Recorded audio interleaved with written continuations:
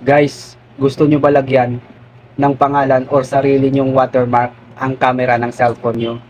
Para kapag nag-selfie kayo or nag-picture ay makikita nyo ang sarili nyong pangalan or sarili nyong watermark. At hindi nyo na kailangan i-edit pa para magkaroon kayo ng pangalan or sarili nyong watermark sa inyong camera ng inyong cellphone. At legit ito guys, gaya nito. At kung gusto mong malaman kung paano ko ito ginawa, panoorin mo ang video. Pero bago ang lahat, paki-follow po muna ang aking Facebook account. Salamat po. Umpisahan na po natin.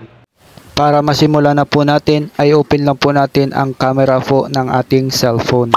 Pagdating po sa camera photo ng inyong cellphone ay pindutin nyo lang po yung gear icon sa kanang itaas. Pagdating po dito sa settings po ng camera ay scroll down nyo lang po at hanapin po natin dito ang watermark. Kapag nakita nyo na po ang watermark ay pindutin lang po natin ito. Pagdating po dito sa watermark ay turn on lang po natin itong phone model. Pagkatapos naman po natin ma-turn on ang phone model, sa ibaba po ay pindutin po natin itong custom. Pagkatapos po ay pwede na po kayo dyan gumawa ng sarili nyong watermark or pwede din po ilagay nyo dyan ang inyong pangalan. Kapag nakagawa na po kayo ng inyong sariling watermark or nailagay nyo na po ang inyong pangalan ay pindutin nyo po ang save. Sa ganitong paraan po kapag nagsiselfie po kayo or gagamit po kayo ng inyong photo camera ay lalabas po ang inyong watermark or ang inyong sariling pangalan na ginawa po dito. Kung nagustuhan nyo po ang video for today